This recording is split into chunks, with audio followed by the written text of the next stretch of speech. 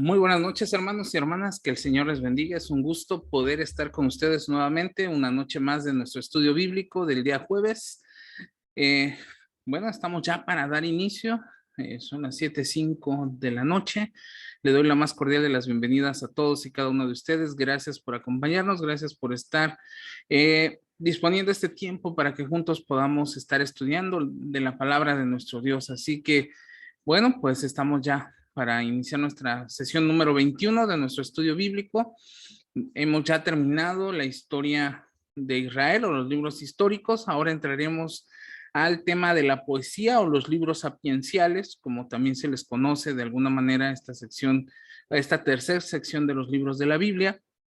Y bueno, vamos a enfocarnos hoy precisamente en esa línea.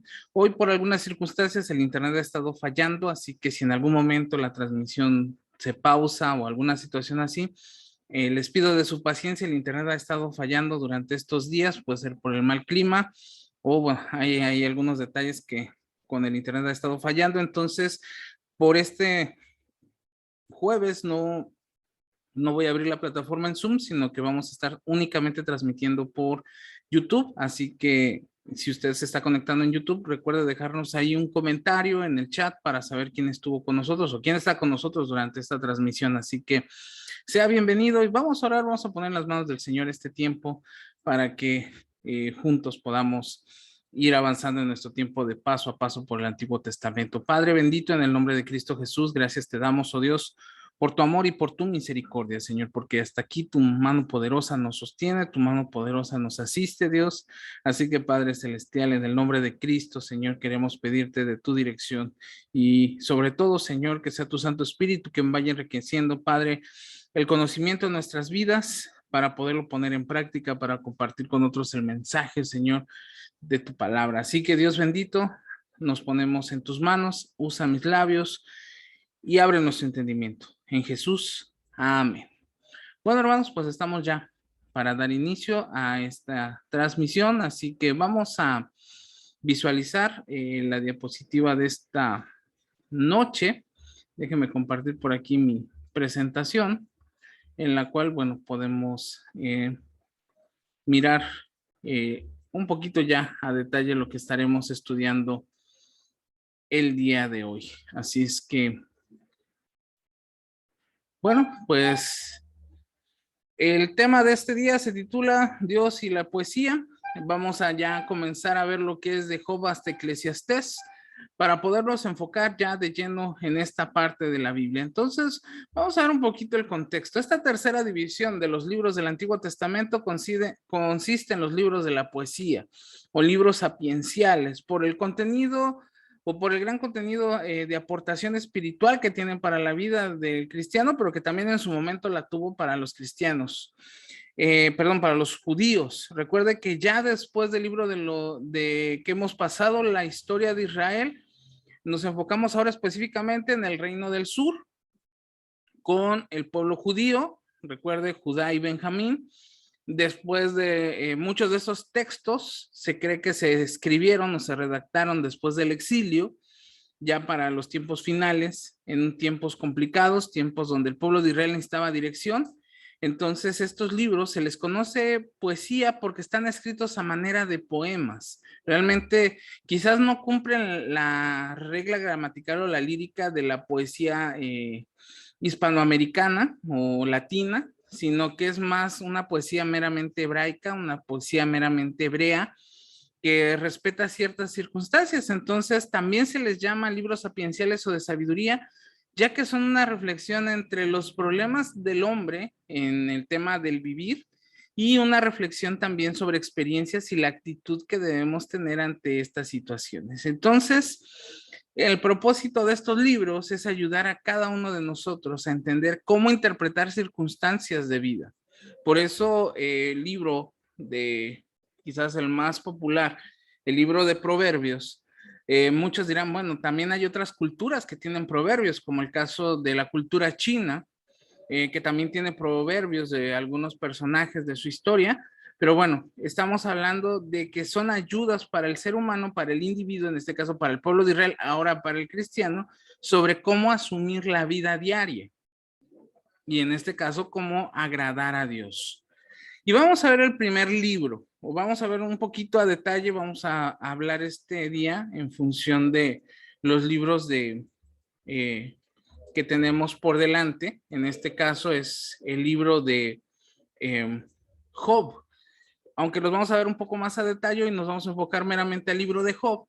Pero Job, ¿de qué trata? Realmente el libro de Job es un enigma, porque trata el problema del sufrimiento, ¿sí? En razón de que todo el mundo sufre, y el estudio del libro de Job es útil para todo el mundo. Realmente esta parte de la poética o del poema hebreo realmente cumple algunas generalidades para el contexto universal. Entonces nos damos cuenta que vamos a hablar que en toda cultura, en toda parte del planeta, en todo momento histórico, se habla del sufrimiento.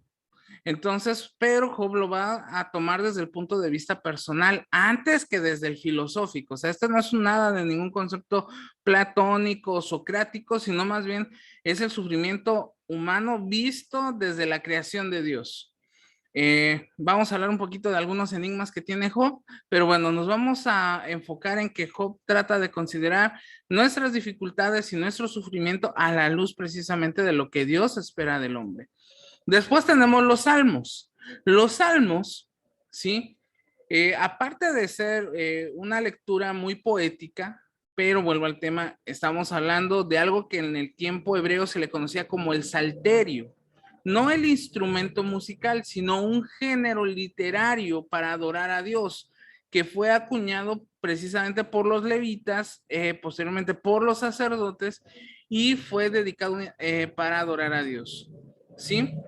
Cuando hablamos precisamente de este espacio del salmo o el salterio, perdón, nos vamos a dar cuenta que también los escritores, ¿sí? Fueron personas que se escribieron en necesidad.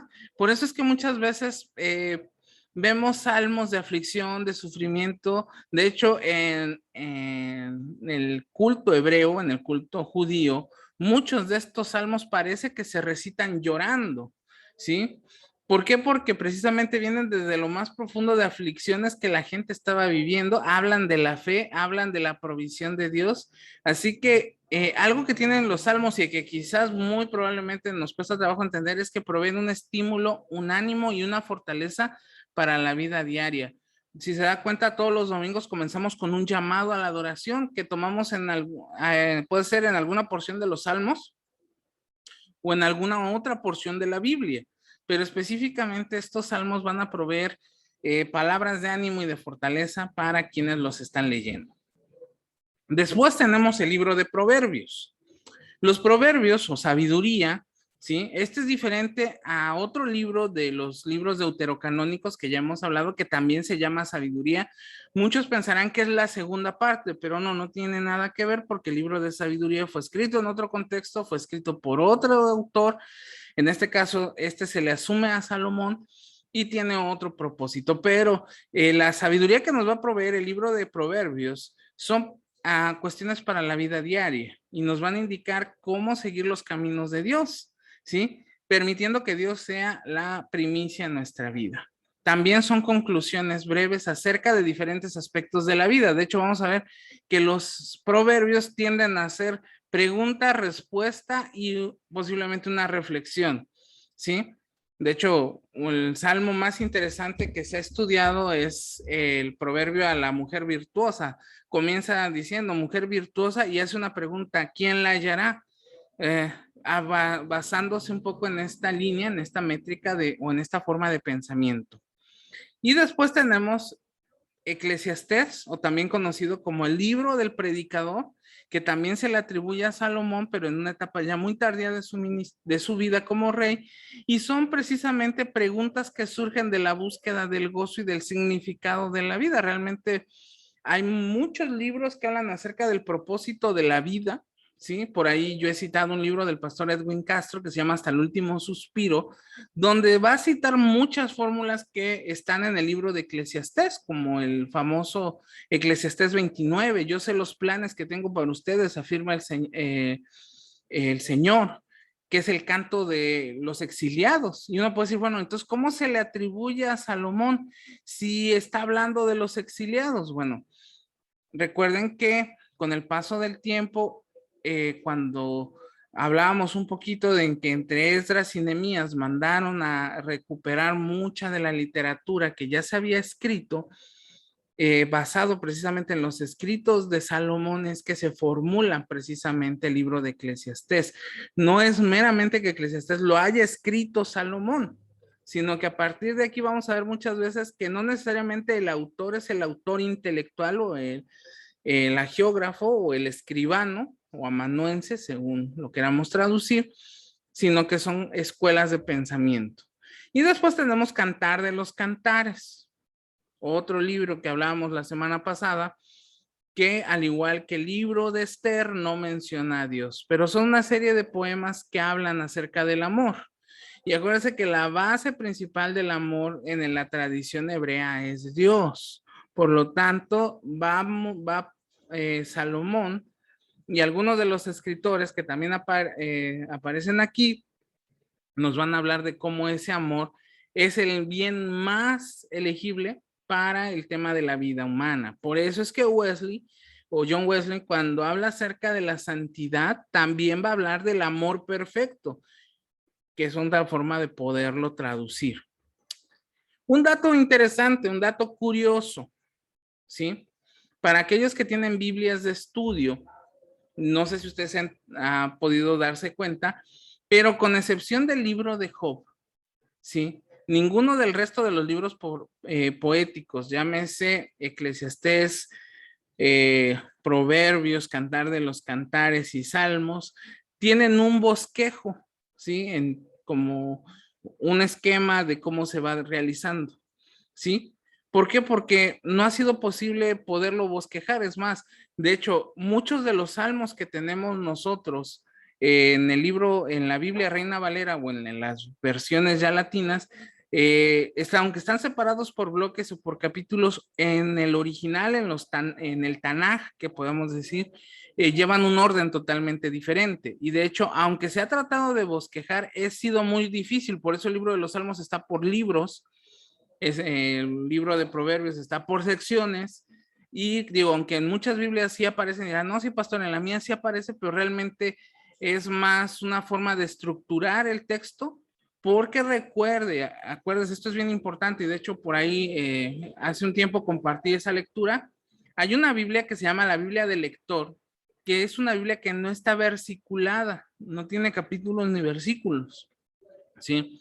Entonces, ahí vamos en ese formato de Biblia, el libro de los Salmos están diversos, o sea, digamos, el Salmo 23, pues que se cuenta del 1 al 23, Jehová es mi pastor, no aparece en el número 23, sino que aparece en otra sección.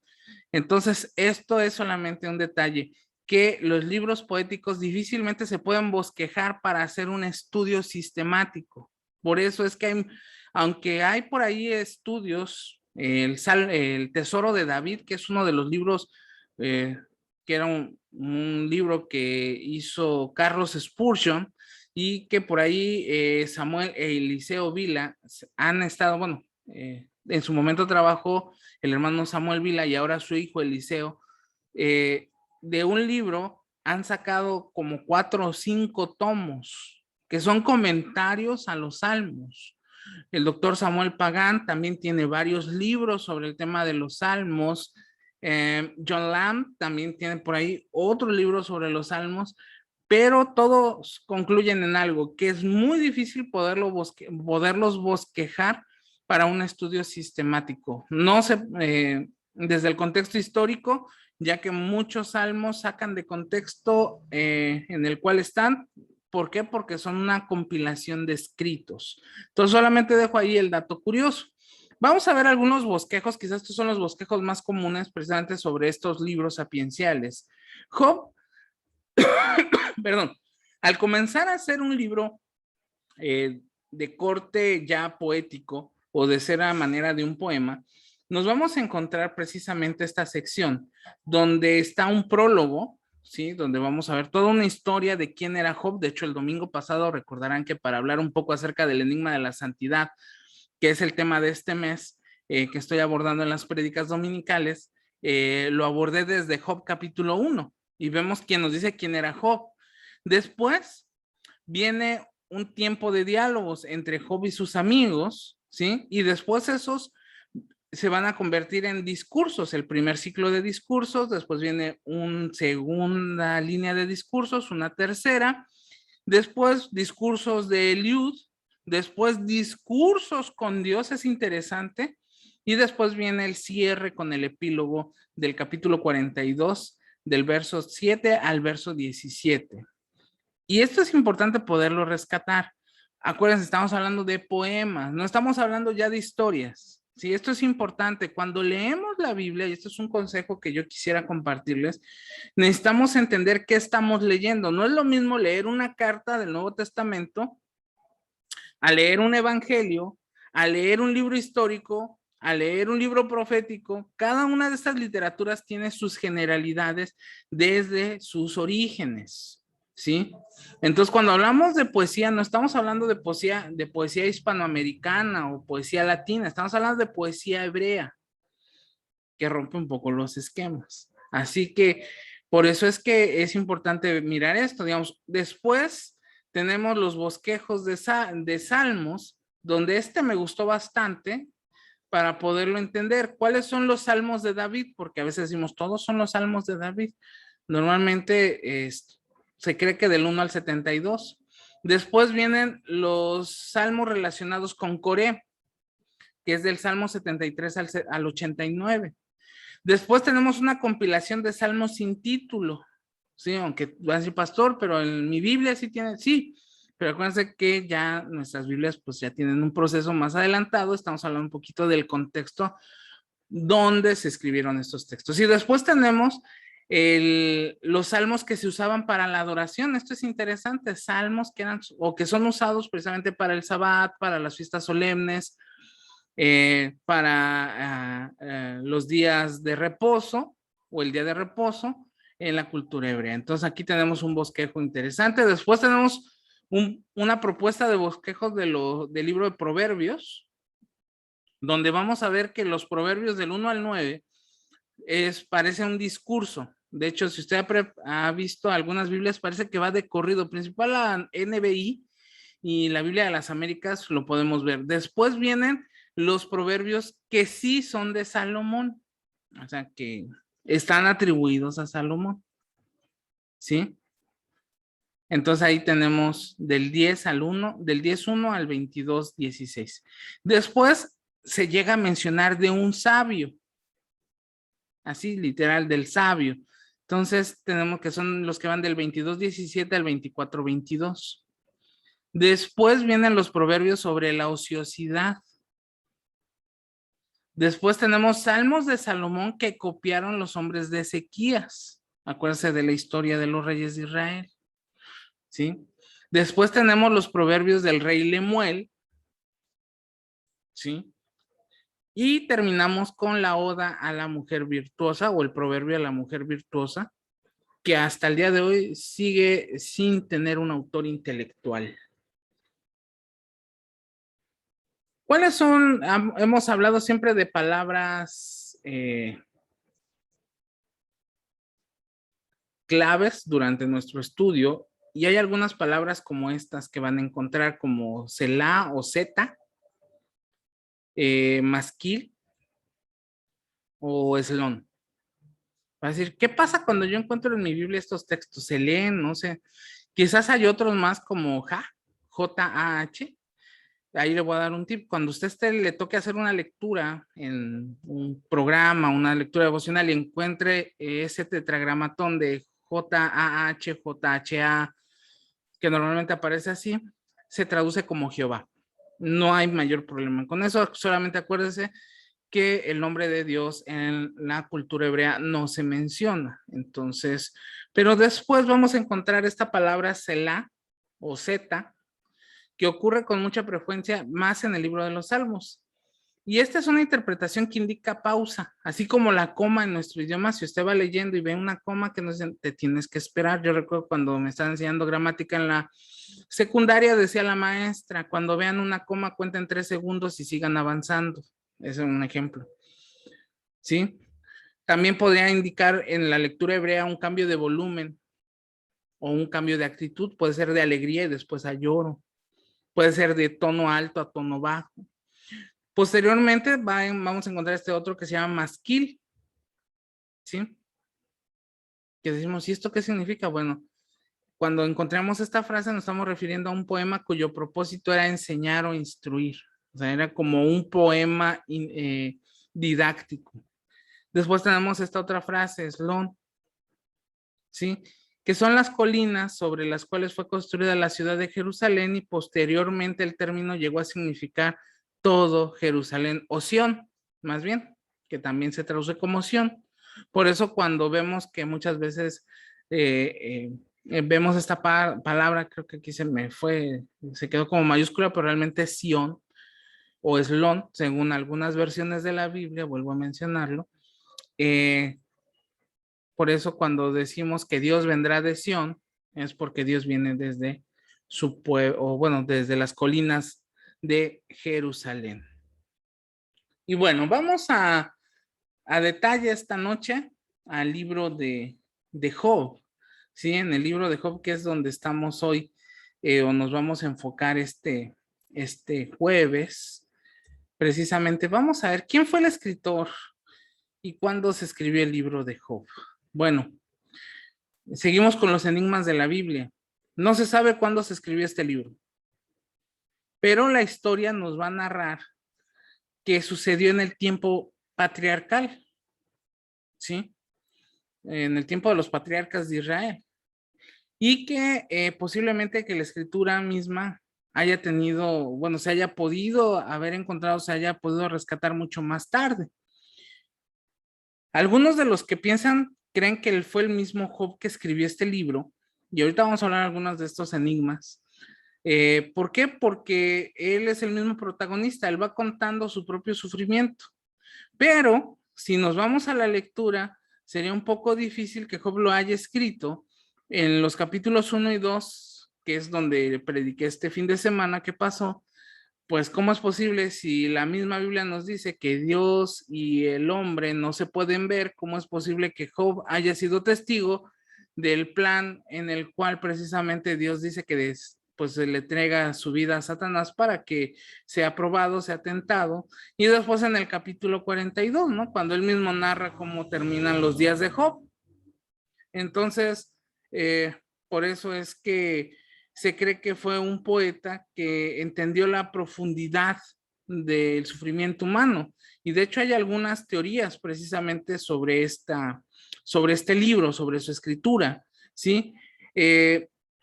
Una de estas teorías nos dice que fue escrito después del exilio.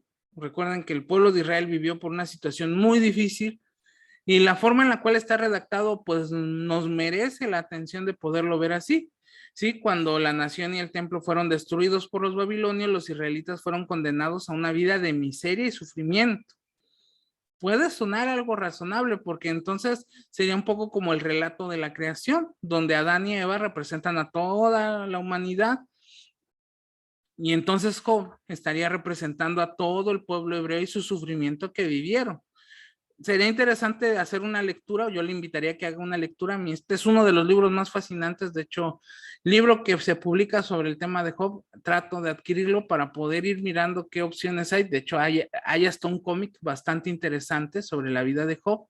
Esto es para la lectura de los jóvenes. Entonces vemos como muchos, dentro del contexto de la escritura de Job, si lo vemos como Job una generalidad, o sea, en lugar de verlo como un hombre, sino como una nación, entonces podemos darnos cuenta cómo este hombre o esta nación comienza a dudar del poder de Dios, de la bondad de Dios, donde muchos pensaban que Israel merecía el castigo, y en tales circunstancias el escritor de Job relató una historia para ilustrar que todos sufrimos, aun cuando parecemos íntegros, aun cuando estamos bien delante de Dios, nos vamos a encontrar con situaciones de este tipo. ¿Cuál es el propósito de Job? Y van a decir, bueno, ¿por qué tanto el tema del sufrimiento? Acuerdas, estamos hablando de que si nos vamos con la idea de que se escribió después del exilio, tiene mucha razón. La otra teoría es que Job se escribe, ¿sí? Precisamente antes de que que se comenzaran a formular los libros de la Biblia, aunque se compilaran los textos eh, del Pentateuco. ¿Por qué? Porque pues pocas veces vemos a Dios teniendo un diálogo con el enemigo, o sea, vemos que Dios tenía un diálogo con Adán y Eva y lo tuvo con la serpiente, pero si nos damos cuenta usa un término cuando los hijos de Dios, que es un término que también se ocupa en el Antiguo Testamento, específicamente en el Pentateuco, en el libro de Génesis, tiene muchos detalles en los cuales se pueden ir mirando, se pueden ir asociando. De hecho, algunos le llaman que es un libro preadámico. ¿Por qué preadámico? Porque va a narrar un poco de la historia antes del concepto hebreo, ¿sí?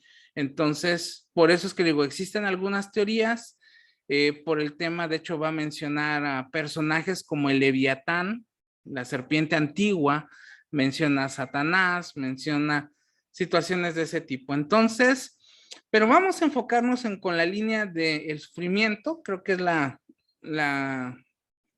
el contexto más adecuado para esta situación, donde hay tres propósitos principales o tres posturas del propósito del libro de Job. Uno, responder a la pregunta, ¿por qué sufren los buenos? Creo que esta es una pregunta interesante para el concepto del ateísmo. ¿Cómo un Dios bueno permite lo malo? Yo creo que el libro de Job nos puede ayudar a responder esa pregunta de manera cabal. Después es, ¿cuál es la respuesta que se recibe ante el sufrimiento o ante la prueba de fe de una persona? También tenemos una segunda línea para refutar la idea de que todo sufrimiento es castigo directo por el pecado. Hay algunas corrientes del cristianismo que atañen que todos los males del hombre son a causa del pecado. De hecho, un ejemplo, atañen que las enfermedades son producto del pecado. Y así lo dicen literalmente, si usted está enfermo, hermanos, es porque usted está en pecado. Pero el libro de Job contraviene esa postura.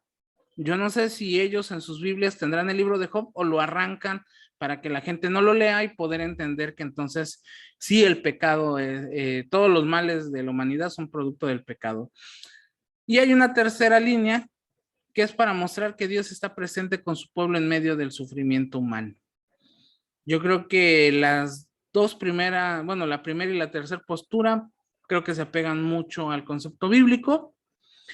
Y el segundo argumento nos ayuda a tirar por ahí ideas erróneas de una teología un poco subjetiva y un poco rara y extrema. Regresamos al concepto del prólogo o al concepto de que Job es un poema. Veámoslo más como un poema y no nos metamos tanto en los conceptos que si es preadámico, si es... No, yo creo que esa parte dejémoslo a los que están estudiando mucho el concepto bíblico, pero vamos a irnos nosotros seguimos nuestra línea de la historia de la salvación, la historia de la redención de nosotros. Por eso decimos, y me gusta mucho, el título que le da Randy Fries a su libro La Historia, que es una compilación de la Biblia, de las historias más importantes de la Biblia. Si usted quisiera darle una lectura a ese tipo de libro, es un libro bastante gordito, pero va a ser la lectura de la Biblia en la versión NBI y se llama La Historia de Dios y de todos nosotros. Así que si usted quisiera darle una lectura global a las historias más importantes de la Biblia. Entonces, hablamos de que Job es un poema y como poema debe tener un prólogo. ¿Sí? Entonces tiene un inicio y tiene un final, un prólogo y un epílogo. Y estos están escritos en un concepto llamado prosa, que son pequeños discursos o diálogos que tienen poesía, donde nos va a narrar que Job fue un hombre que vivió en Uz. Y muchos dirán, ese lugar no existe. Bueno, era un área que probablemente estaba al oriente del río Jordán. Job era un hombre muy rico, dice la Biblia, tenía 7 hijos y 3 hijas. Tenía también muchos esclavos, grandes rebaños y además era una persona muy religiosa, pero que también sufrió mucho. Entonces, además dice que era una persona muy religiosa, pero siempre nos va a enfatizar el prólogo el tema del sufrimiento. ¿sí? Un sufrimiento tan grande que cuando Dios permitió que Satanás le sometiera a pruebas, él lo pudo resistir. O sea, realmente nos está hablando que Job era hasta cierto modo, no un superhombre, pero sí un personaje con una fe muy, muy grande. Entonces, sigamos viendo un poquito de qué se trata. Un ejemplo, vea cómo trata Job a Satanás. Sí lo va a presentar como nuestro enemigo, no va a ser una presentación diferente, sino que lo presenta como nuestro enemigo, pero lo llama el acusador. Y realmente la palabra Satanás no significa diablo, no significa demonio, sino significa el que acusa. ¿Sí? ¿Por qué? Porque acuérdense que la Biblia presenta a Dios como un juez que hace justicia y ante un tribunal, ahora sí hablando de términos, pues necesitamos un acusador, o sea, el que acusa. Entonces, si nos damos cuenta, en el relato, Satanás acusa a Job de vivir rectamente solo a causa de la riqueza que Dios le ha dado. De hecho, así lo dice Satanás. Mira, pues Job te es fiel. ¿Por qué?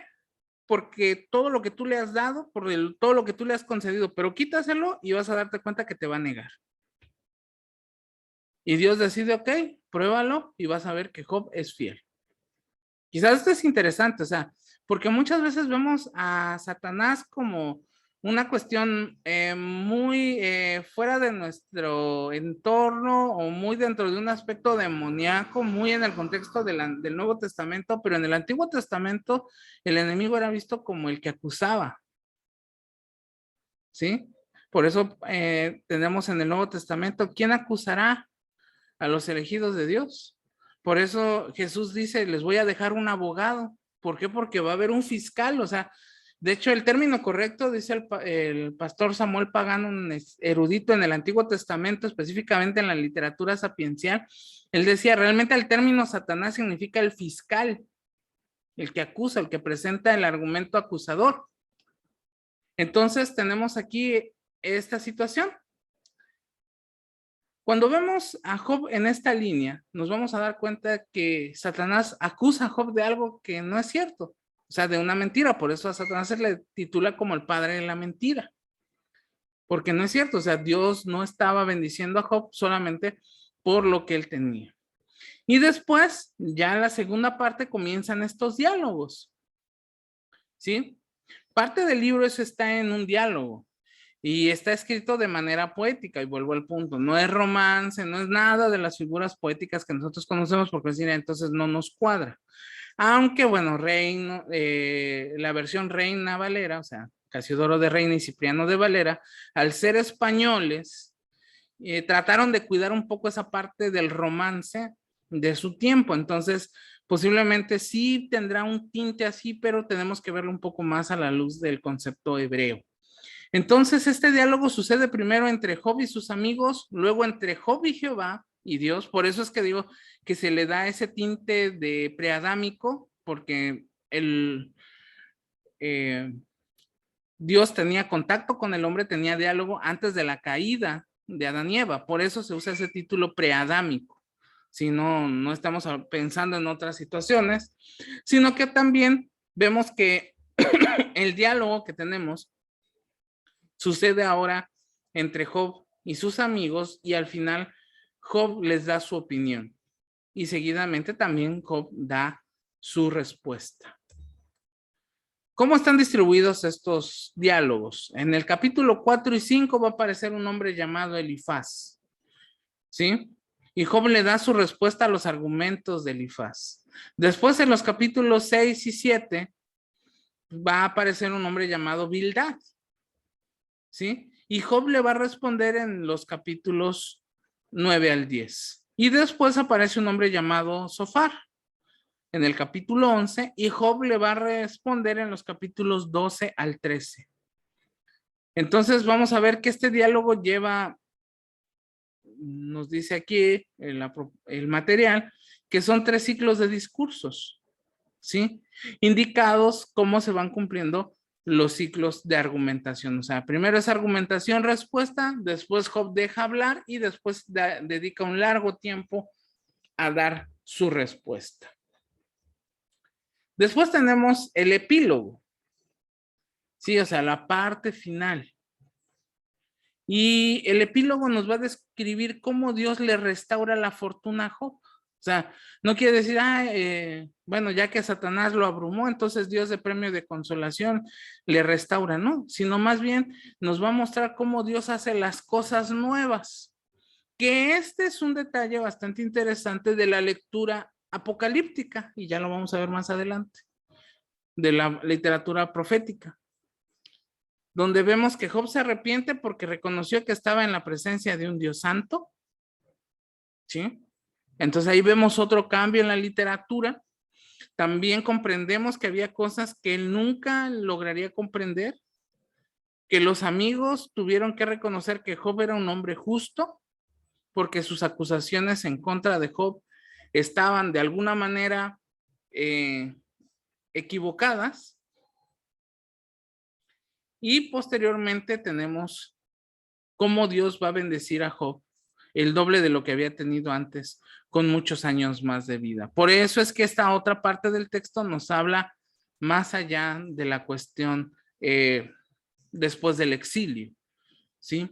O sea, vemos que este libro tiene varias líneas, diálogos hombre con Dios, el reconocimiento de la soberanía de Dios, el reconocimiento de la presencia de un Dios santo. Acuérdense que tanto Isaías como Daniel, hablando de los tiempos ya después del exilio o durante el exilio, van a ser muy puntuales en esto, pero también en la prosperidad que Israel tuvo posteriormente. Quisiera hablar un poquito de este epílogo, porque realmente el epílogo es la parte clave de este libro. ¿Qué es un epílogo? Bueno, de acuerdo al diccionario de la lengua española, nos dice que es la parte final de ciertas obras literarias o dramáticas en las que se da un desenlace de alguna acción no concluida. Si podemos mirar a detalle cómo es que el texto se visualiza, ¿sí? Como un acto totalmente diferente a lo que había vivido, o sea, porque de alguna manera, aunque nos dice que la gloria de Job fue restituida, ¿sí? Fue una segunda gloria, precisamente vamos a encontrar alguna sintonía con algunos profetas del Antiguo Testamento que van a hablarse de estas segundas oportunidades, que posiblemente en el contexto latino no es muy correcto entenderlo. De hecho, podemos ver un ejemplo de esta historia en la historia del hijo pródigo, donde el final de la historia es totalmente diferente a la historia que veníamos contando. Entonces, esta cuestión del epílogo se refiere a un suceso que guarda una relación con lo que comenzó, por eso tiene ahí su inicio Job, pero también vemos esta otra parte de una acción de bendición. Por eso digo, es interesante esta literatura porque nos va a contar historias bastante importantes que yo creo que si usted lo lee cuando está pasando por un tiempo difícil, un tiempo de aflicción, no es que vaya a encontrar contentamiento, sino va a encontrar dirección de Dios ante una situación difícil, ante una situación complicada. Y vamos a avanzar un poco más, vamos a ubicar, a visualizar algunas cosas más precisamente del libro de Job. ¿Sí? Esto es importante. ¿Por qué lo menciono de esta manera? ¿O por qué lo vamos a abordar desde esta perspectiva? Es importante visualizar que en este tipo de literatura, ¿sí? No solamente nos vamos a quedar con la idea mediática de los personajes, porque eso es algo que a veces, así es como hemos aprendido muchas veces las lecciones de la escuela dominical. Vamos a ver la historia y nos quedamos siempre con la parte de Job, del hombre que pasó por aflicción, que pasó por situaciones difíciles, por el hombre que vivió por situaciones complicadas, ¿sí? Pero realmente tendríamos nosotros que enfocarnos a tratar de rescatar todo aquello bueno, todo aquello interesante que la vida de Job nos está presentando. Por eso es que cuando hablamos precisamente de estos diálogos, y voy a regresar un poquito a los diálogos de Job, ¿cuál es la importancia para nuestro tiempo? ¿Cuál es la importancia para nuestra vida? ¿Sí? ¿Por qué? Porque muchas veces nos quedamos nosotros con la idea de cómo vamos a tomar estos textos que se centran en una sola persona, ¿no? Porque si nos damos cuenta, la historia de Abraham, pues se conecta con la historia de sus hijos y de los hijos de sus hijos, o la vida de Moisés que va pasando, pero en este caso de historias aisladas, o de historias que de alguna manera nos cuesta trabajo poder ubicar históricamente, o que nos cuesta trabajo poder visualizar, entonces tendríamos nosotros que decir, bueno, ¿de qué manera lo vamos a conectar con el diario vivir? Y como le he mencionado, o sea, precisamente podemos ver desde esta perspectiva cómo el texto sagrado nos va a permitir tener una perspectiva un poco más interesante o más amplia del texto. Por eso es que yo le decía hace un momento, cuando nosotros regresamos a los diálogos de Job, y déjame poner esa diapositiva. Sí, vamos a ver, vamos a ahondar un poquito en esta parte del propósito del libro de Job y de estos relatos. ¿Por qué? Porque realmente esto va a marcar la pauta hacia donde nos vamos a dirigir un poquito más adelante con el resto de los libros. Realmente Job, aunque es un libro muy extenso, nos damos cuenta que conceptos como este que les decía, o sea, la misma Biblia va a refutar algunas pseudodoctrinas bíblicas.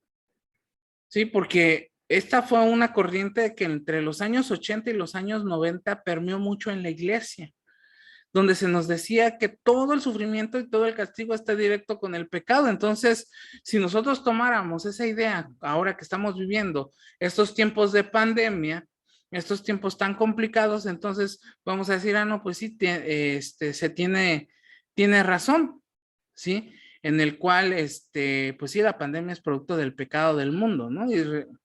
Y se han dicho tantas cosas de esta situación. Pero entonces, si nosotros pudiéramos reenfocar este concepto de la pandemia, donde nos damos cuenta que Dios está presente con su pueblo en medio del sufrimiento, en medio del dolor, entonces la perspectiva cambia. Y estamos hablando de una perspectiva bíblica, de una perspectiva bien cimentada, bien clarificada y bien centrada precisamente en valores y objetivos bíblicos. Por eso es que ahora estos contextos van a cambiar. Ya no nos está hablando solamente de una nación, por eso que les decía, podemos irnos con estas dos teorías de que Job se puede representar a toda una nación, a un hombre en específico. Cualquiera de las dos cumplen el requisito bíblico.